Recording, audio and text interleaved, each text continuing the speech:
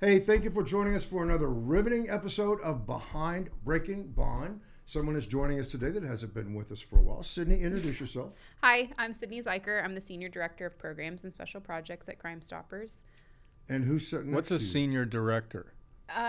It means I'm seniorly supposed to be your wrangler. I thought I was a senior. I was going to say, you're between two seniors. You're in a perfect place. Right. Hey, great to be here. Andy Kahn, Director of Victim Services, Crime Stoppers. So things are really kind of heating up in Austin during this legislative session. Yep. Big day tomorrow. It is, but actually by the time you see this, it'll be over. It will be over, right. That's a good point. So, you know. If you're lucky, it will be over. I mean, I've No, heard that it's taken... I know it's going to be over because Senator Huffman has an 11 a.m. finance committee. See, I have inside information. He does. Inside information. So there's basically 5 bills that are pretty much aimed at bail reform, at what we've been talking about for Governor Abbott in years. his State of the State address made bail reform a priority. So that means these bills get heard first and they get an opportunity to be voted out first. So Senator Huffman, the architect of bail reform, has 5 bills that are going to be heard tomorrow. There's a contingency of surviving family members of homicide, all from the Houston area, that will be testifying on some of these bills, and a lot of people will know their cases. You have Alexis Nungary, whose daughter Jocelyn was abducted, raped, and murdered by 2 individuals who shouldn't have been here from Venezuela. She'll be testifying on one of the bills dealing with the constitutional amendment on bail regarding individuals who are basically not supposed to be here, Right. being charged with offenses. April Aguirre, who's been here, will also be talking about a constitutional amendment to give judges discretion on bail reform. And so Paul Castro, when his son was murdered, the individual had just completed a 13-year stint for aggravated robbery with a deadly weapon, and when he was charged with murder, he was basically given bond. So Paul will be talking about giving judges discretion. So we have a lot of people that are going to be coming up here. So you can actually, you can watch the hearings as well. So good stuff. That must make an impact when you have people that their lives have really been impacted, forever changed by crime. Absolutely. I think that's what gets everybody's rapt attention. I can go up there, Sydney can go up there, but when you have someone who's been directly affected by something that we feel can be rectified by legislation in the criminal justice system, that kind of tugs at your heart. Sydney, this starts with thousands of bills or talk of bills. How does it all kind of get started? Well, I mean, any of your legislators can file a bill. Right. So they go into draft, and currently, I mean, what we've heard and seen is that there's about 9,000 They're so far in behind. draft, It's not, in draft right it's now. It's not even funny. It's like a salmon deciding I'm going to spawn, but I'm going to start in New York. It's going to take me a long time to get to Washington. I mean, it's not even. The session is supposed to end, May, June? I mean, that's when it's... End of May. End of May, that's when it's supposed to end. It's almost March. I mean, it would be impossible, right, for all of those to be drafted into bills. Not every bill that gets filed will even get to committee. So kind of the life cycle of a bill is that once it's filed, it can be assigned to a respective committee, either in the House or the Senate. They can hear that bill, they vote on that bill, and decide if they're going to bring it before the whole, either House or whole Senate. If that passes in one of the chambers, so if it passes in the Senate, then it goes to the House. Now, how does it with I'm like, it gets confusing here. In other words, there's a lot of hurdles. There's a lot of hurdles. A lot of hurdles you got to get over to get something that's actually going to get to the governor. So essentially, it's got to pass both chambers, Senate and House. Sometimes you have companion bills, so they're kind of working simultaneously. Yeah. And sometimes you have one that goes all the way through the Senate, then all the way through the House. Then they kind of got to duke it out on and then things language. Can be changed. Yes, and they've got to, both the House and the Senate agree on the final language of the bill. If it fully passes on both sides, then it's got to go to the governor. And he has to sign it. The governor has to sign it. You know for a fact, Andy, that it can take years. It can take multiple sessions before some of these things. No, one of my favorite along. stories is, and you covered this case. It was in 1999 when Stephen Hardin was murdered by his neighbor after he was trying to tow his truck legally because he was contracted by the mobile home place that he was staying at. He got convicted of murder and then inexplicably put on probation. And we're like, huh? You get convicted of murder and you can be on probation? It absolutely blew us away. We had a bill filed in 1999. We thought it was a no-brainer. Right. We thought this is going to sail through it. You know, as I say, watch my hairstyle go from 1999 because it didn't get passed until 2011. That's 12 years, 7 legislative sessions. When it finally passed, was the wording close to what it was exactly was? Bottom line was, Randy, if you thought about killing somebody, I'm sorry, you can't get probation for that anymore. I'm sorry to bust your bubble. And you know, I think that when it comes to legislation, it's almost like the soil has to be right for that bill to pass, and I think that's what makes some of these constitutional amendments, specifically the one that we've worked on data for, which is a constitutional amendment that would prohibit or allow discretion for judges to decide to give no bond in some violent felony cases. Yeah. But kind of the soil has to be right, and what we saw with the Nungary case in particular is that there was kind of public outrage that a bond, be it a high cash bond, was given in this case, and a lot of questions came even through the media, but to us directly about why is that possible in this case. And the answer to that is, in order for a judge to deny bond, it has to be a capital murder offense. That's it. And they have to be considering the death penalty. It's kind of twofold. That's the caveat. Not just a capital murder case, but you have to be seeking death. Now, who would be up there saying that they're against that? I guess we'll find out. It'll be very interesting to see. I would imagine your civil liberties union types will be against it on the objective premises of keeping someone's liberty. Yeah, because I mean the argument there is the way our Constitution is written and the way that we approach justice in this country is that you are innocent until proven guilty on every crime. Right.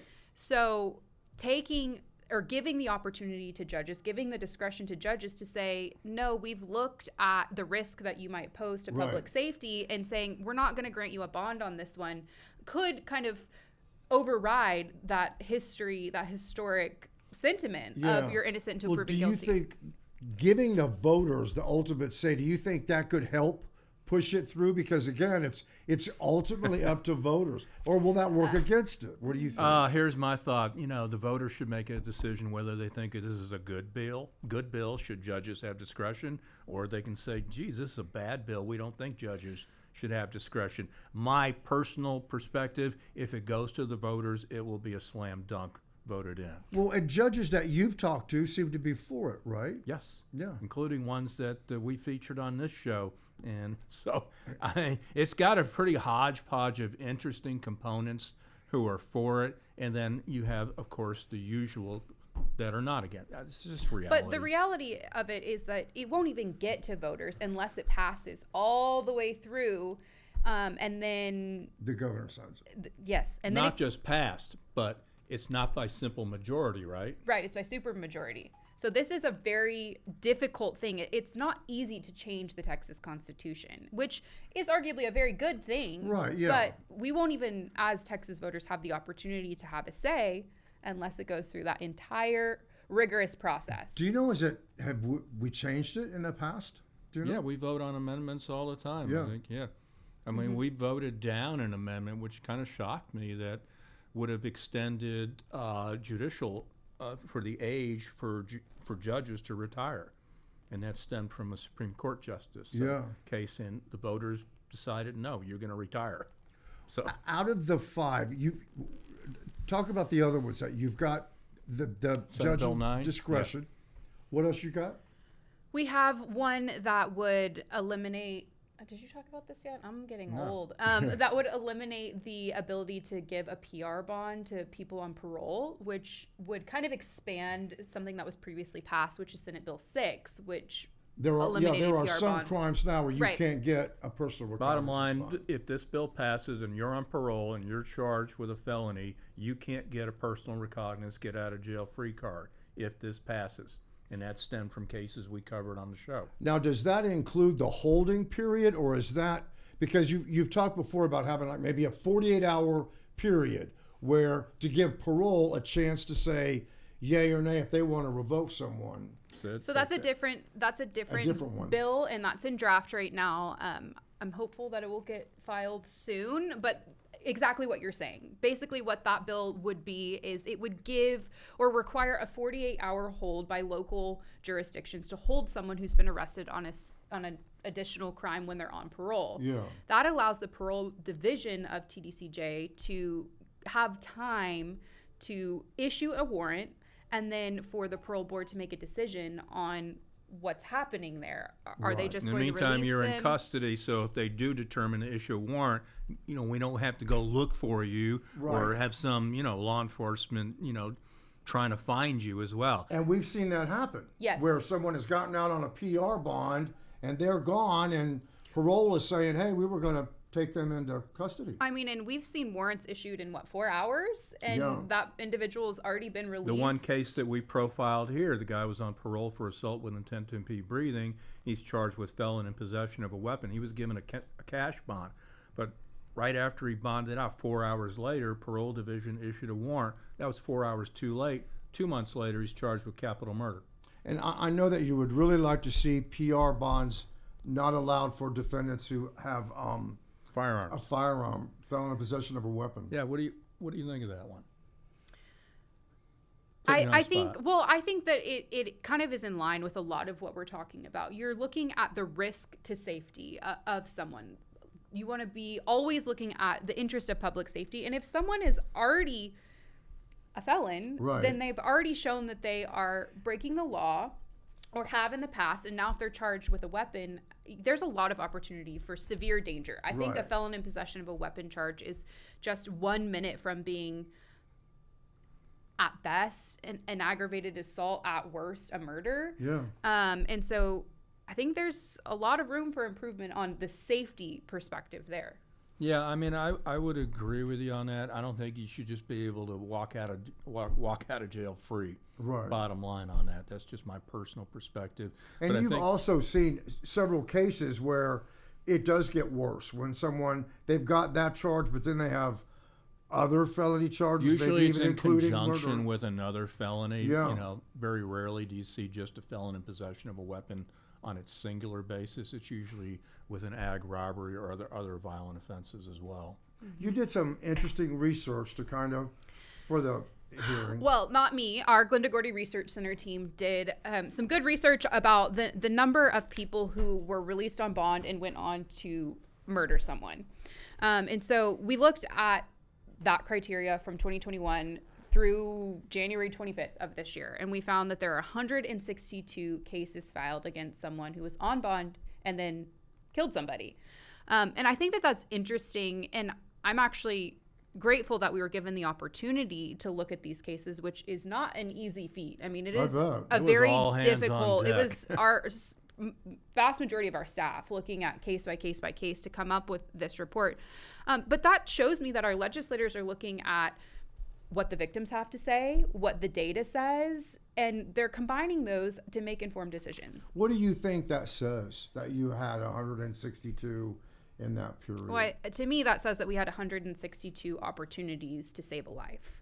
And we failed. We failed as a society. We failed because these people were out on bond for whatever reason, and they went to harm someone else. And if I'm guessing, I mean, there's likely far more cases when we're looking at sexual assault, trafficking, aggravated assault. Yeah. This is only the worst of the worst. They were killed. Someone was killed by someone out on bond.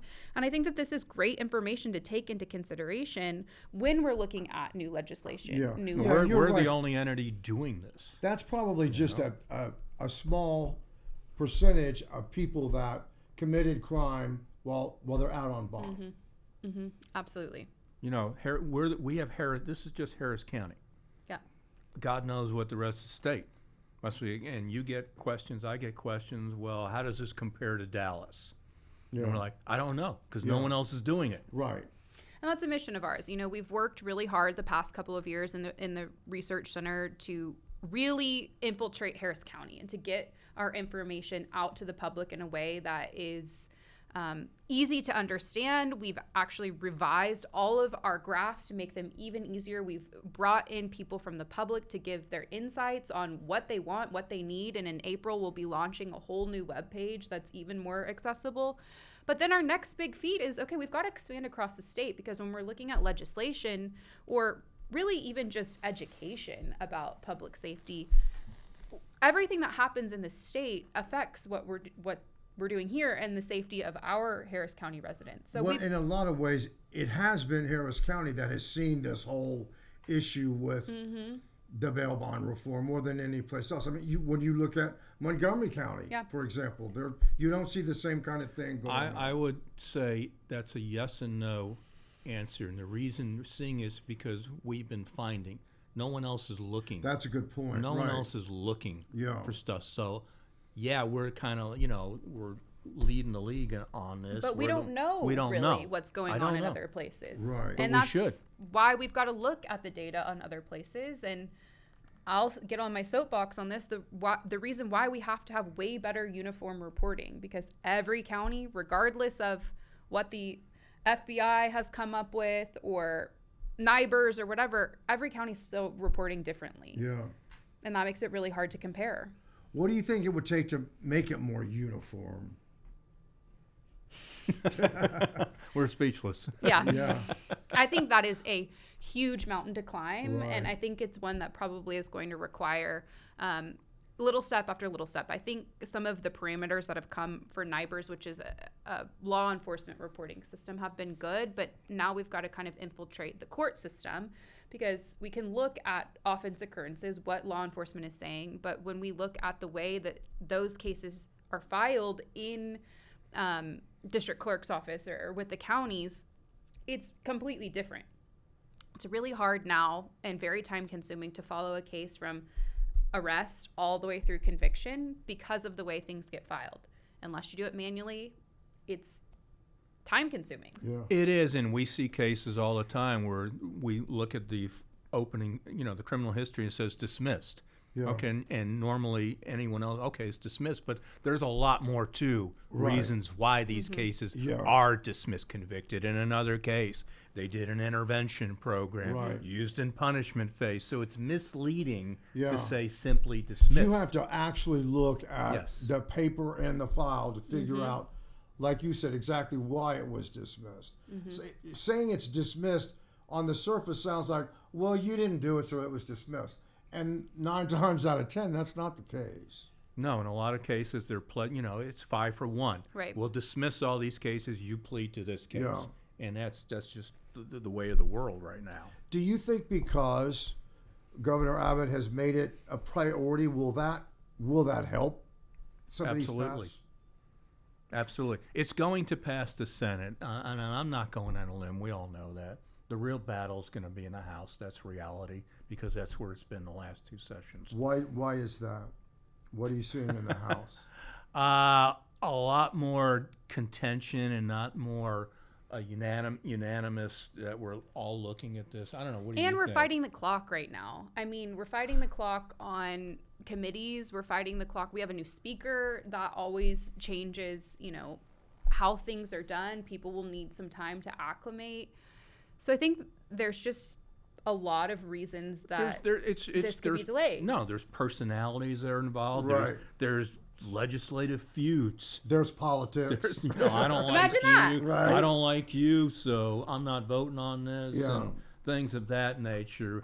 But I'm hopeful that perhaps with the Nungary case, that can be the catalyst. And that's sad, but it's reality. Sometimes you need a case like that. So, as I like to say, let's see who's going to vote against what will be named the Jocelyn Nungary Act.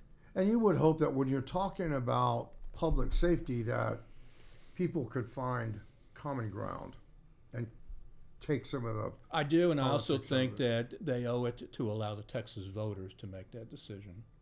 Yeah, definitely. Did you go over all 5 of them? Probably not. No, you don't want to go over the other ones. The other ones are, one of them is taxpayer funded bail. That's going to be very interesting. Yeah, that will. Yeah, because we actually have some data on that we What about victims' notifications on hearings, bail hearings? Yeah, that's true. That'll be in there. So that one, there's another one that adds more components on human trafficking and sexual assault, not to be able to grant bond as well.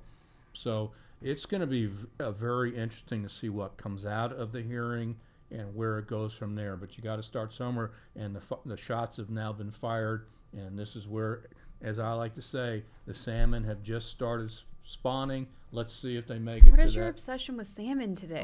You don't even like salmon. I like lox, bagel and lox. Okay. What does your gut tell you? How do you feel? I feel if it's going to happen, it's going to happen now. Yeah, I do. This is kind of the third time's the charm. I feel hopeful about that. Cautiously optimistic. Cautiously optimistic. Always cautiously optimistic, because anything can happen in the legislature. Anything. But I also have been really encouraged by the public's involvement, at least in Harris County, over the past couple of legislative sessions, and the questions that people are asking, and people want to know about how this happens. And I think it's because their lives have been affected by all of this, and we've seen crime spike and plateau, and so people are engaged, which is why Crime Stoppers has worked to create all kinds of educational resources as well. You can go to our website, crime-stoppers.org, and we have an entire legislative page that explains the legislative process and what bills we're tracking. A lot of people say, what can I do to help? Yeah. And there's ways that you can help. Your lawmaker. There's ways you can help. You don't necessarily have to come up to Austin in person. There's other ways that you can help us get these bills passed. Hey, before we go, tell us about what you're looking at, what you're hoping to do with special needs. So our needs program launched about a year ago, and really the focus is to bring awareness and education about special needs population, primarily autism. So the Needs Advisory Board, which is a group of really wonderful, amazing women who are very engaged in the autism space, have a bill that they're working on with Representative De Ayala that's in draft right now. It should get filed soon. But essentially it would require some training on autism for law enforcement. We've had a couple of cases here in Harris County where a young adult is maybe arrested for something or has some sort of interaction with law enforcement, and law enforcement isn't sure what to do, or isn't even sure, what if that person is autistic. Yeah. So it would give extended training from what they already receive, which is about 30 minutes on autism right now. I would extend that and provide that to any law enforcement across the state of Texas, and provide them with T-Call hours for it. That would be great. Yeah. A lot going on. I mean, yes, we're talking about bond on Breaking Bond, but we've got a lot of good things happening right now. Right. And it's kind of an exciting time in Austin when you say you've got all this going on. I know. I'm just hoping my anti-aging pills will actually start kicking in and working. Yeah. So. Well, good luck to you. Hey, I want to thank you all for watching. We appreciate it. And remember to be kind to yourself and everyone else. Sayonara. Bye.